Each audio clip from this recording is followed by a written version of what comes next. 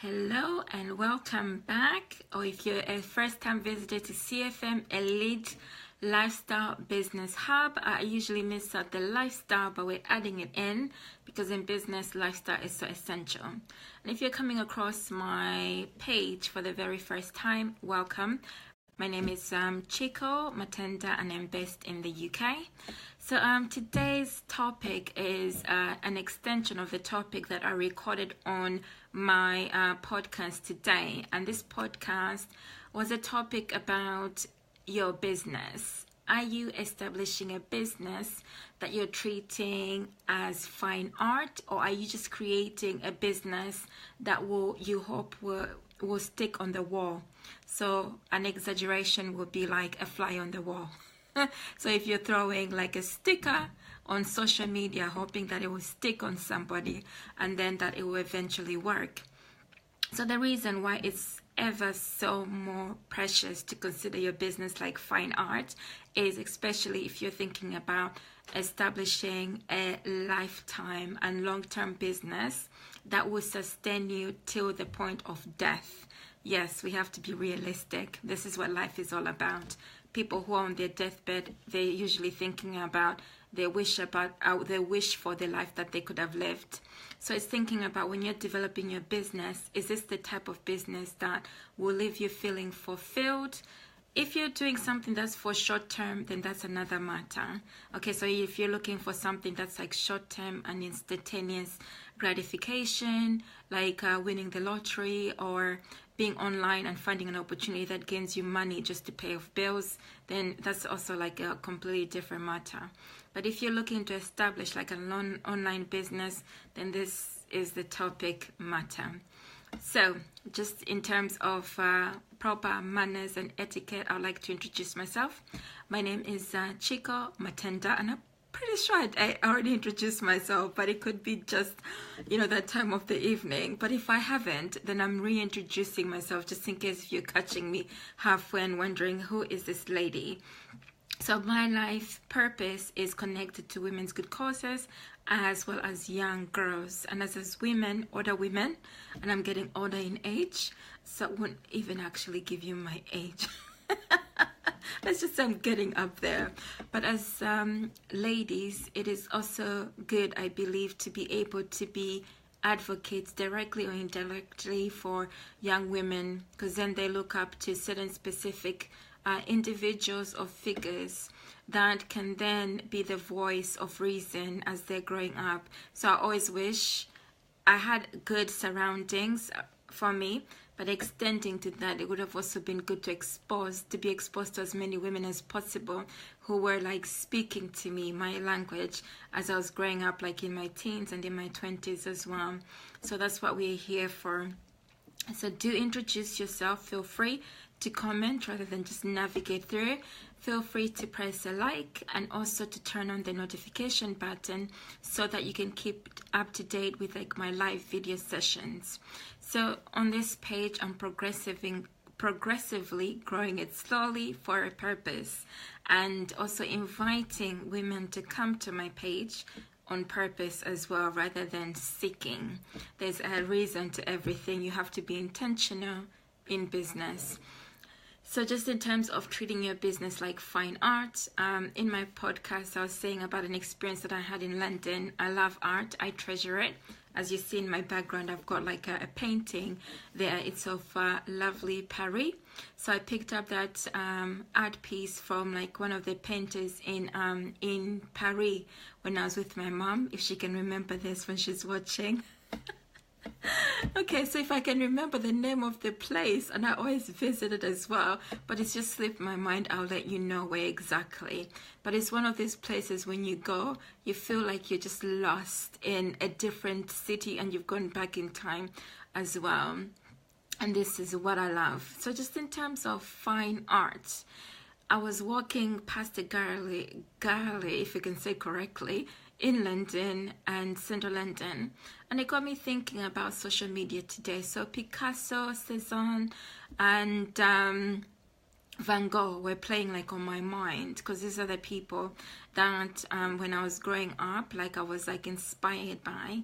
And I was thinking about how would they view their current or modern world, as well as social media? How would they treat their art, and would it be the same value it is today? Would they also be promoting their businesses actively as they would have in the past? Did they even see what they were doing like as a business, or did they do it from their heart as well? So many questions. There are different perspectives to that. Some people did establish it as part of their education, and well as a love and a hobby. So in terms of fine art, it is very, very essential, I believe, and you don't have to take my word for it, to treat your business like fine art. The reason being is that when you're treated like that, then you're most likely to connect with people who are more inclined to gravitate towards you, rather than vice versa, that you're just hoping that something will work, and also that you are on social media just to gain likes. If you're looking for more than just likes, it's about being intentional and thinking strategically about how to establish your business. In the beginning, it might be slow and it might be progressive, but when you think about fine art, think about working in an art gallery or a fashion show. Let's pick the art gallery, because art galleries are much quieter. Think of the art gallery when you walk in. If you haven't had this experience, it's worth visiting. When you walk in and you're looking at paintings, it's a quiet environment for a reason.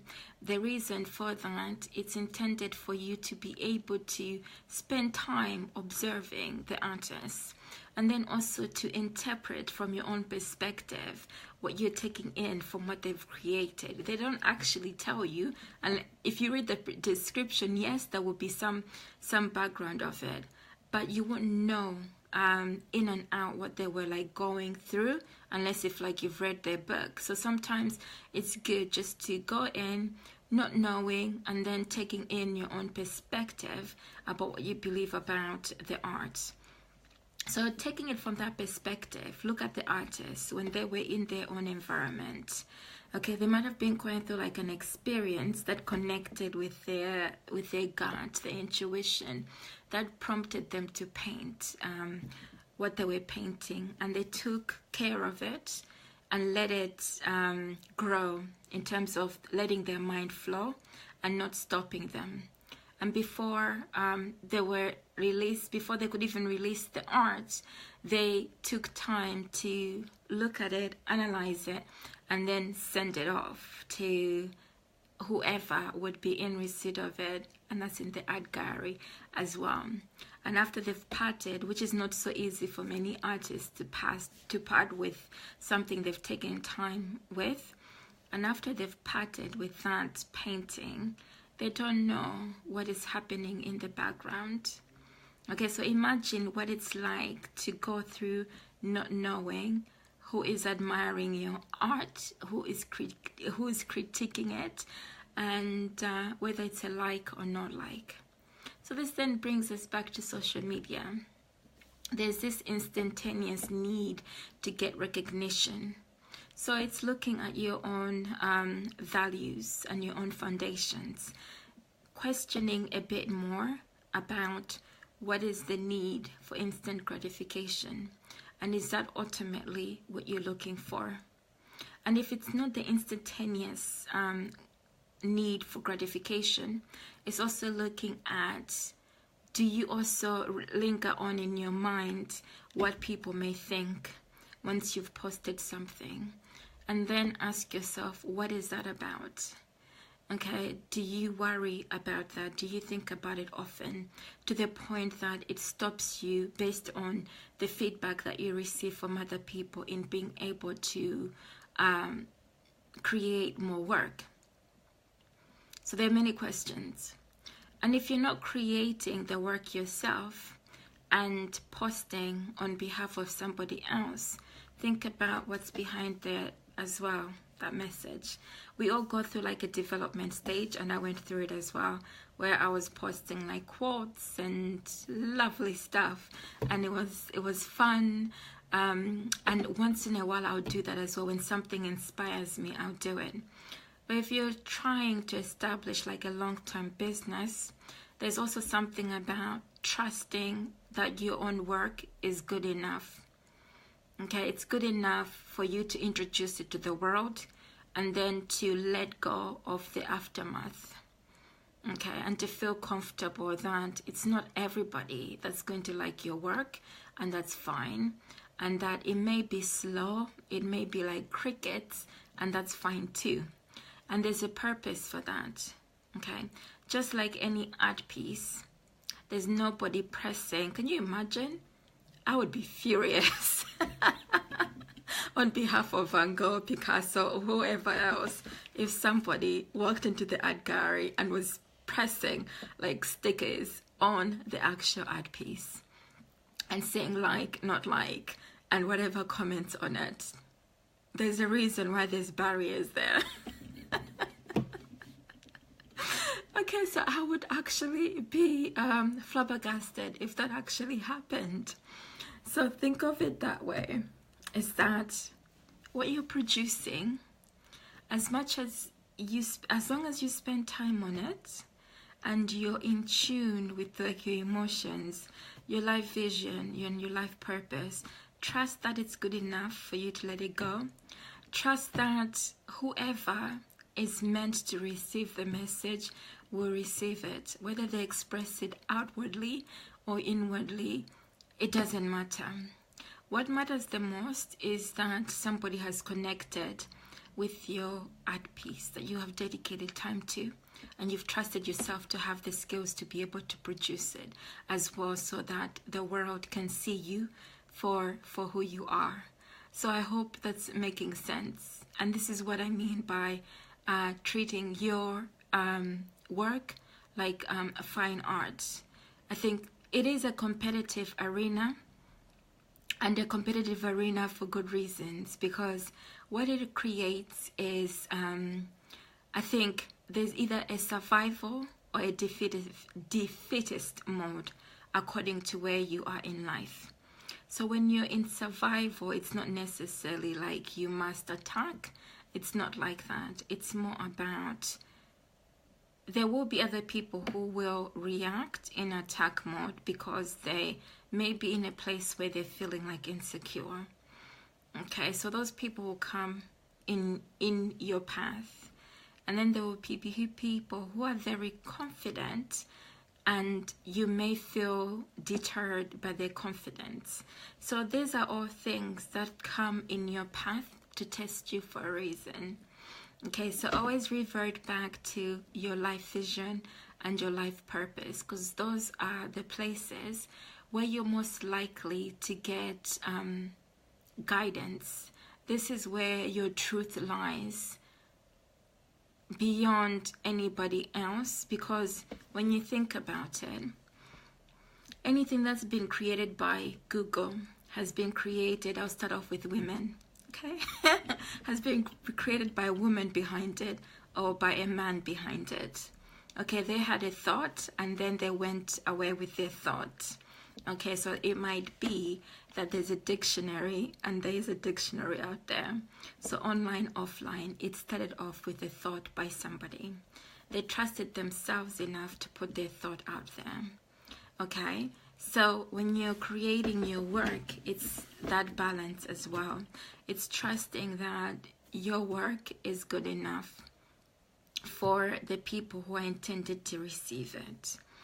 Okay, so in my podcast as well, I talked about the move away from like their high school culture, and luckily enough, I survived it. Yay! I think I was just born to be like, what can I say?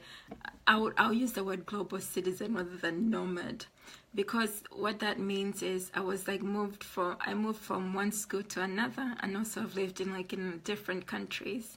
So that meant that I didn't really need to create like a need or a craving for attention, if that makes sense. I had to navigate the world and discover it myself, and also go into in situations which were exaggerated. So that can be a positive, that can be a negative. I'll take it as a positive because it's made me the person of who I am. And So I understand where people might find a challenge if they were stuck in that, and then it carries on into like adulthood, where there's the ego that overrides everything else, where when there's grandeur, that's like growing big in your head. When you get a sense of like popularity, then you become complacent. Or there's the ego where when there's low attention, then you feel like defeated, as though nothing is moving forward in life. So we're not perfect. I'm not perfect. But the whole point about it is having the awareness, because in human beings, in everybody, there's always going to be some level of need of awareness. The challenge becomes balancing your ego and having like a medium, so that in states when you are aware of your need, you just question it a little bit and ask yourself, is it producing me the results that I want to see? Okay, so when you're producing your art piece, okay, does it need that attention that you want, and will it get you the results that you're looking for? Just remember that the more energy you expel to a world which is not receptive, then you will have a higher need and feel like nothing is happening, which is not accurate. It's all internal. It's all internal work that needs a bit of reviewing and time spent on.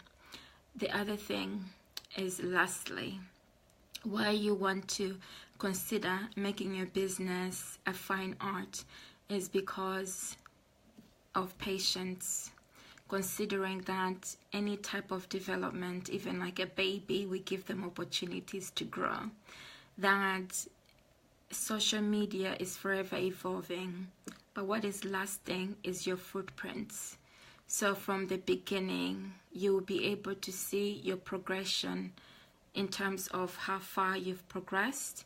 So in the beginning, it's realizing that it might not be smooth sailing, and that's okay.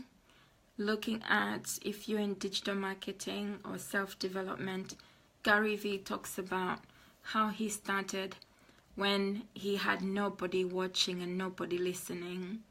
Okay, that's a key example, is that when you do things when nobody's watching and when nobody's listening, and you're still sending the message out there, that means that you're still being in tune with your life vision, with who you are, without having to have other people there to say yay or no yays.